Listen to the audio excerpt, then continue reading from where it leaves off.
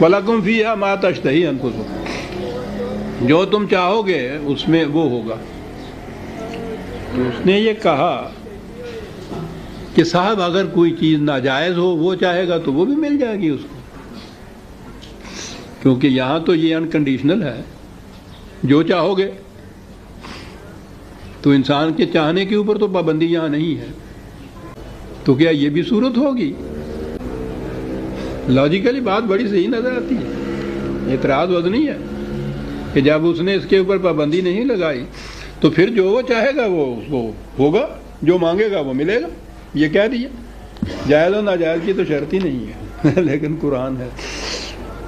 کہا تمہیں معلوم ہے کہ یہ لوگ جن کے متعلق کہا گیا ہے ان کا چاہنا کیا ہوتا ہے؟ 76/30، دو جگہ یہ ہے، 76/30 بھی ہے اور 81/29 بھی ہے۔ کہا ہے تمہیں ان کے متعلق پتہ نہیں یہ لوگ کیا ہوتے ہیں؟ وَمَا تَشَاءُونَ إِلَّا أَن يَشَاءَ اللَّهُ، وہ چاہیں گے ہی وہ جو خدا چاہے گا۔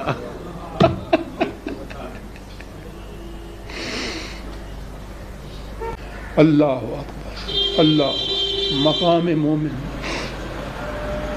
یہ تغیر نفس، یعنی آپ دیکھتے ہیں کڑی سے کڑی کیسے ملتی چلی جا رہی ہے۔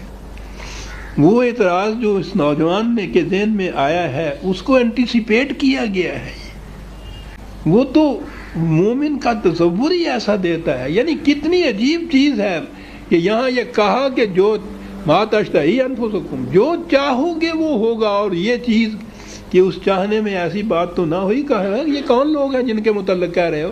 یہ تو وہ چیز ہے کہ وہ چاہیں گے ہی وہ جو ان کا خدا چاہتا ہے۔ ان کی مشیت، کہا نا ما یشاء، ان کی مشیت خدا بندی سے ہم آہنگ ہو گئی ہوگی۔ آپس میں ایک دوسرے کے ساتھ جو تعلق پیدا ہوتا ہے مشیتوں کے ہم آہنگ ہونے سے، وہ عجیب انداز میں قرآن اقبال نے کہا ہے عبث ہے شکوہ تقدیر یزداں، تو خود تقدیر یزداں کیوں نہیں ہے؟ جس کی مشیت عبد مومن کی مشیت خداوندی سے ہم آہنگ ہو جائے وہ خود تقدیر یزداں ہو گیا، وہ چاہے گا ہی وہ جو خود مشیت خداوندی میں ہوگا۔ یہ تغیر پیدا کرتا ہے قرآن۔